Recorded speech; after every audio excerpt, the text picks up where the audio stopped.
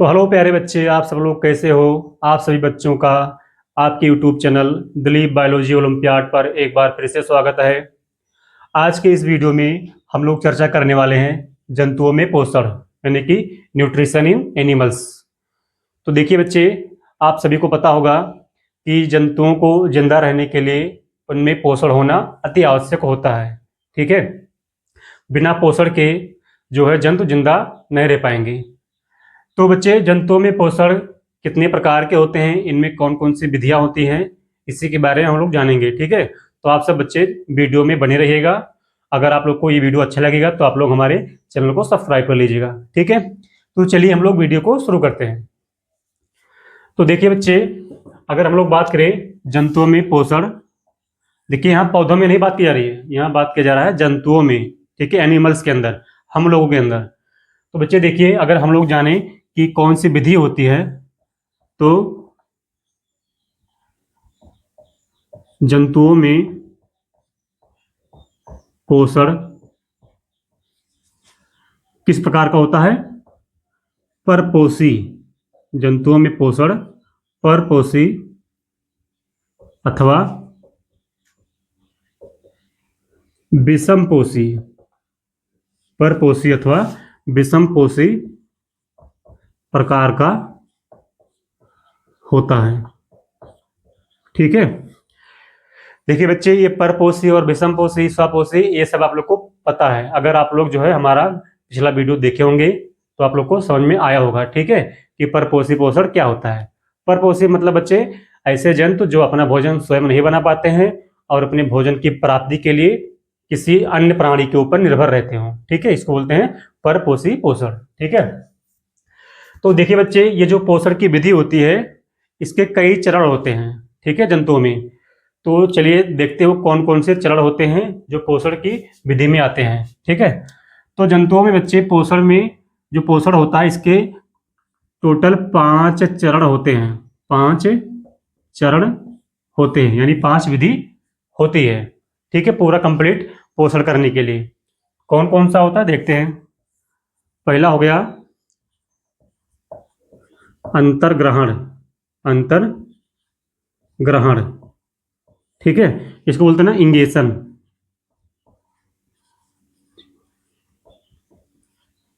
Ingestion. दूसरा हो गया पाचन, इसको बोलते हैं ना डाइजेशन।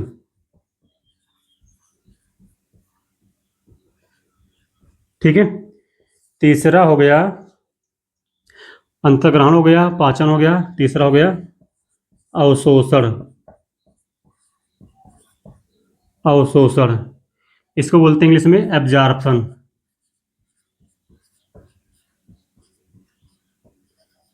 एब्जॉर्प्शन, ठीक है। चौथा हो गया स्वांगीकरण।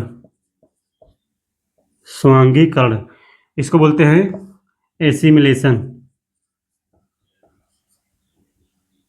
एसिमिलेशन, ठीक है। लास्ट है पांचवा, इसको बोलते हैं ना बहिक्षेपण।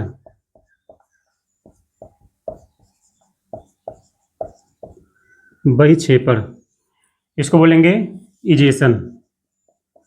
EGESTION, egestion.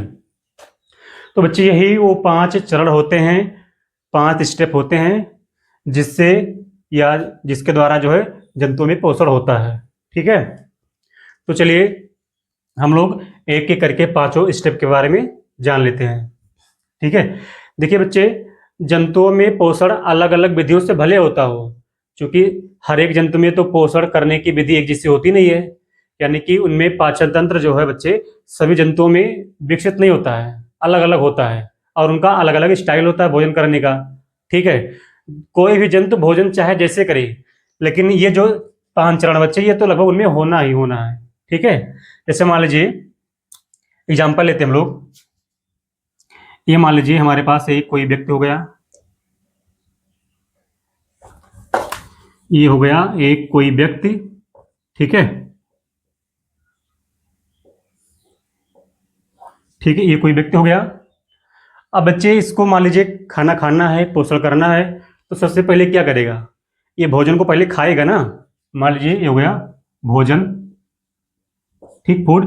तो भोजन को पहले इनटेक करेगा।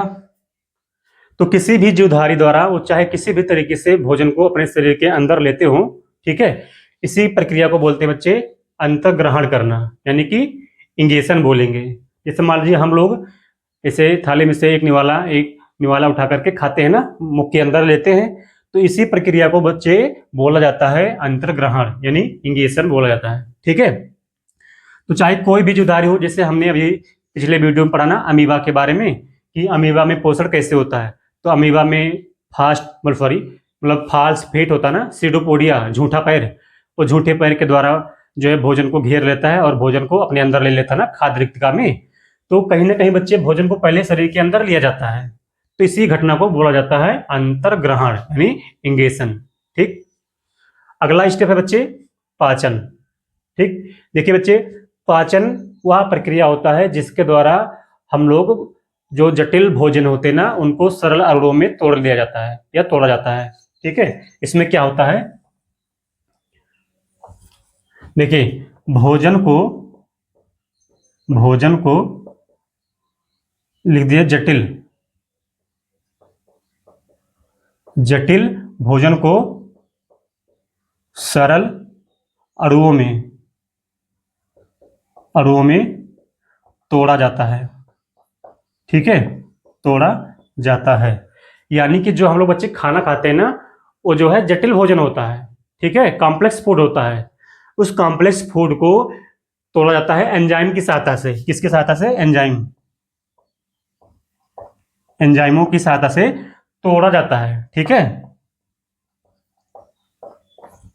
मतलब क्या हुआ कि जो जटिल भोजन होता है उसको एंजाइम की सहायता से तोड़ करके सरल अणुओं में बदल देना ही पाचन कहलाता है, ठीक है।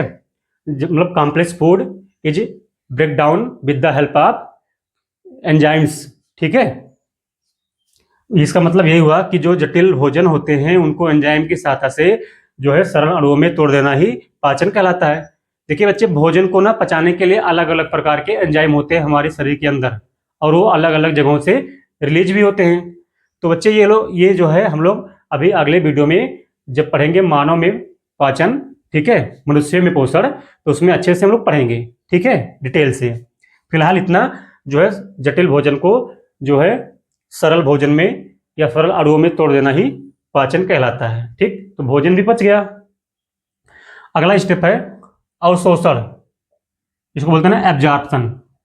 देखिए बच्चे, जब भोजन हमारे बॉडी के अंदर पच जाता है और पचने के बाद उस भोजन का क्या होता होगा, तो क्या होता है, क्योंकि सबको पता है कि जब भोजन हमारे बॉडी के अंदर पचता है, और कंप्लीट भोजन पाचन कहाँ होता है, जो संपूर्ण पाचन होता है भोजन का हमारे शरीर के अंदर, वो होता है बच्चे छोटी आंत में, ठीक है, स्मॉल इंटेस्टाइन में।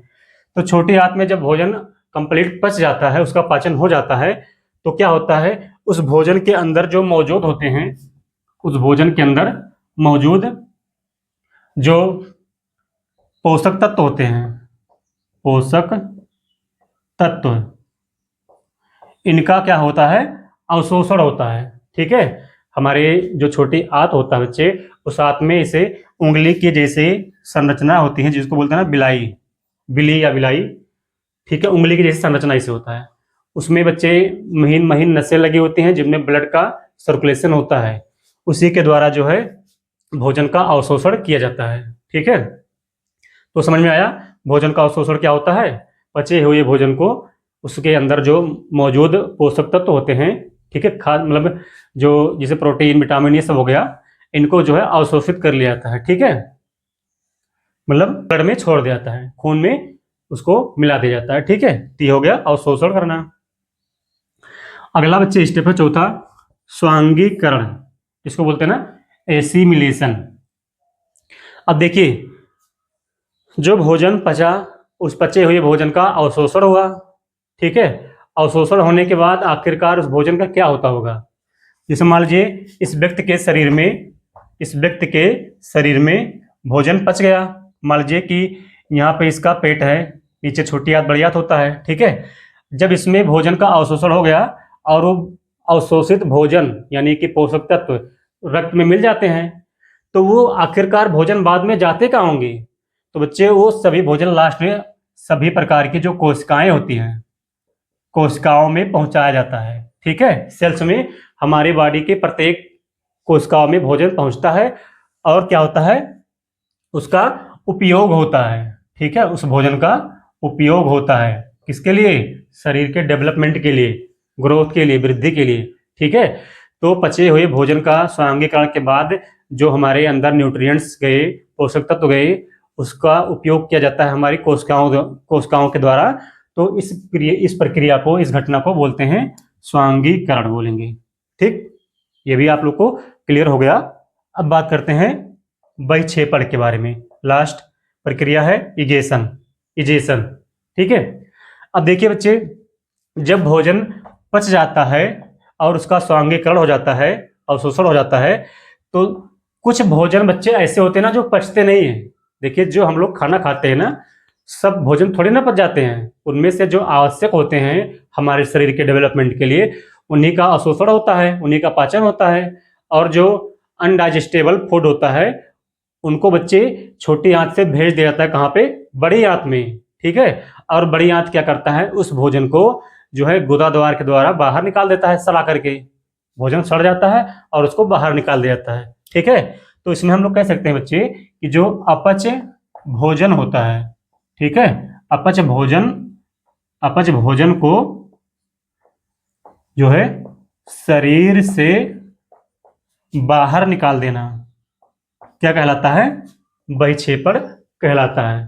ठीक, जो भोजन नहीं पचते हैं उनको शरीर से बाहर निकाल दिया जाता है। जो गंदे भोजन या खराब भोजन होते हैं उनको जो है शरीर से बाहर निकाल देना ही बहिक्षेपण कहलाता है। ठीक बच्चे, तो उम्मीद करते हैं बच्चे ये जो है 5 चरण जो है, 5 स्टेप जो है, आप लोग को अच्छे से समझ में आ गया होगा। ठीक है, तो बच्चे अगर आप लोग को ये वीडियो अच्छा लगा हो तो आप लोग जो है हमारे चैनल को सब्सक्राइब कर लीजिएगा। ठीक है, ताकि जो है जो वीडियो हम अपलोड करें अपने चैनल पर, ये आप लोग को मिलता रहे। ठीक है, अब देखिए बच्चे, हमारा मुलाकात अगले वीडियो में होगा कल।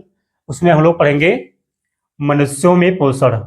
ठीक है, जो मनुष्यों में पोषण होता है, यानी मनुष्य में जो पोषण होता है वो कैसे होता है। ठीक, तो कल बच्चे हम लोग पूरा अच्छे से पढ़ेंगे हमारे बॉडी के अंदर भोजन का पाचन कैसे होता है और पोषण कैसे होता है। ठीक है, तो अब मिलते हैं कल के वीडियो में, तब तक के लिए धन्यवाद।